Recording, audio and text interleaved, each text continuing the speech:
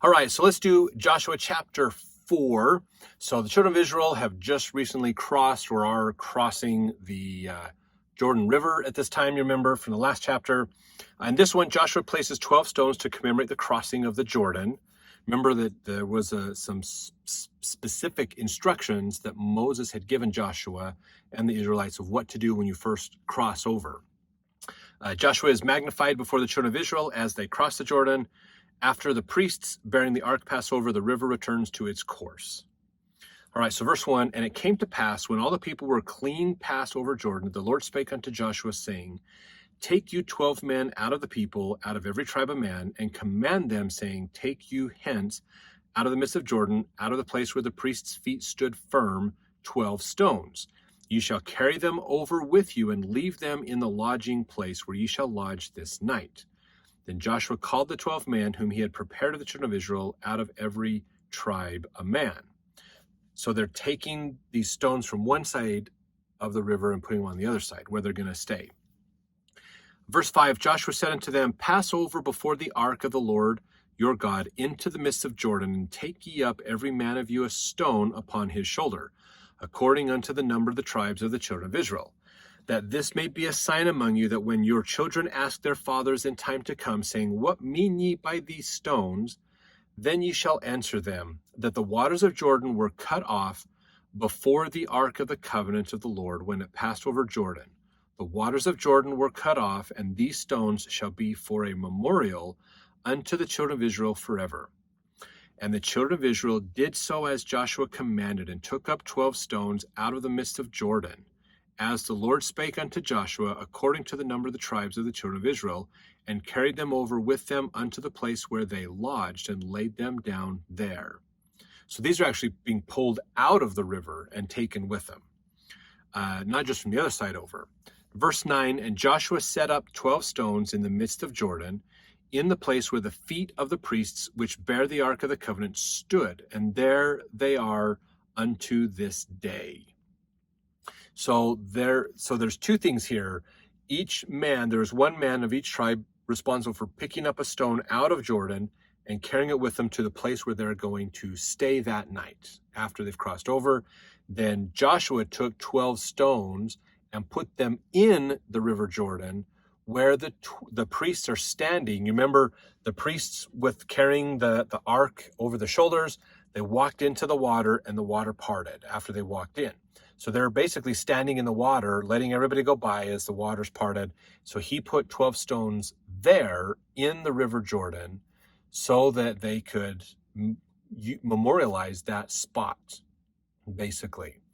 The odds that those 12 stones are still there in that same spot are so rare. I have not heard of anybody actually finding those rocks. If you do search for those, or see if you find any information of someone who found a pile of these 12 stones in there, that would be cool. We have to realize this happened, oh man, we're talking like 3,000, 5,000, about 4,000 some odd years ago. So the odds that while the water's pushing on these 12 stones, that they all stayed together and somebody else, like an animal, didn't walk through the water and happen to smack them. And, the odds that you'd find 12 stones stacked up together in that one spot is probably not good. That's probably not far from shore.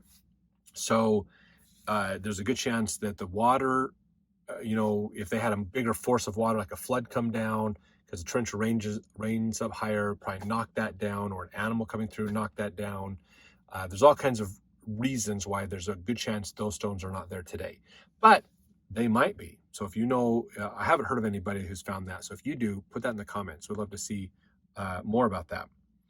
Okay, verse 10, for the priests which bear the ark stood in the midst of Jordan until everything was finished, that the Lord commanded Joshua to speak unto the people, according to all that Moses commanded Joshua. And the people hasted and passed over. Could you imagine being one of these guys watching a couple million people? You're like, hey, I'm standing here holding this ark. A couple million people got to walk by me to let them go. And then we're going to be the last group out.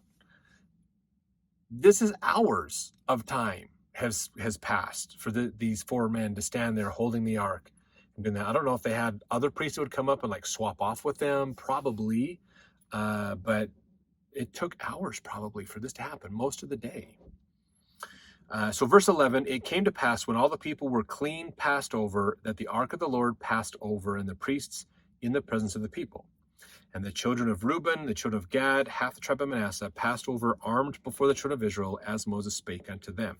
So that's a reminder that some of the tribes had their inheritance on the other side of Jordan. Remember, they talked to Moses about that.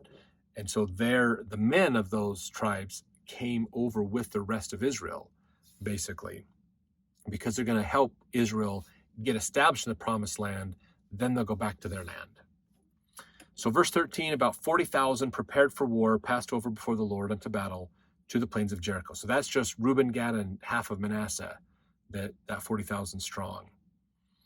At least I would say is there possibly, I would say there's probably more than 40,000 with all the children of Israel together. So pretty big army. Now verse 14, on that day the Lord magnified Joshua in the sight of all Israel, and they feared him as they feared Moses all the days of his life. So what that really means basically is the Lord, in magnifying Joshua, he helped all the children of Israel to realize that Joshua is important. And so they all realized Joshua's important. Look at the parting of the sea. Moses parted the sea, crossed over. We need to follow Joshua just as much as Moses. So that kind of helped that mantle acknowledgement for the people to realize, yes, he is the leader. We need to follow him. So verse 15, the Lord spake unto Joshua, saying, command the priests that bear the ark of the testimony that they come up out of Jordan. Joshua therefore commanded the priests, saying, come up ye out of Jordan. And it came to pass, when the priests that bear the ark of the covenant of the Lord were come up out of the midst of Jordan, and the soles of the priests' feet were lifted up unto dry land, that the waters of Jordan returned unto their place, that flowed over all his banks as they did before. So remember that kind of a wall of water there, and now the river's still flowing, but it's accumulating, and then it all rushes down and goes back to normal. All right, verse 19, the people came out of Jordan on the 10th day of the first month, and encamped in Gilgal, in the east border of Jericho. So you can look up Gilgal in the Bible dictionary to learn more about it. So remember, this is the east border of Jericho, so they're near where the land of Jericho is. That's where those spies went in, if you remember, and the woman Rahab helped them out. So verse 20, those 12 stones which they took out of Jordan did Joshua pitch in Gilgal. And he spake unto the children of Israel, saying, when your children shall ask their fathers in time to come, saying, what mean these stones? Then ye shall let your children know, saying, Israel came over this Jordan on dry land. For the Lord your God dried up the waters of Jordan from before you, until ye were passed over, as the Lord your God did to the Red Sea, which he dried up from before us, until we were gone over. So just as that reminder, here's what we're going to do. We're going to take these stones, we're going to pile them over here. Again, the odds that those stones are still there today is really, really, really slim. It doesn't mean that they can't find some of these ancient markers, even some of the altars that Abraham built. They believe they might be able to find some of those still out there as well. So kind of cool. Now, verse 24, that all the people of the earth might know the hand of the Lord, that it is mighty, that ye might fear the Lord your God forever. So good evidence to let the people know God is real and he's helping Israel, and Israel knows that they're being helped by God and everything's working out. So lots of good, important things to look at here. Now they're getting ready to deal with Jericho, which is that first town that they're coming in contact with as they're getting over. They're finally over. They've probably waited a little over 40 years to get to this point. They're now in the promised land. Now it's time to deal with the rest of the people that are in the promised land that haven't been destroyed or been kicked off. And now we're going to get into this next, in these next chapters.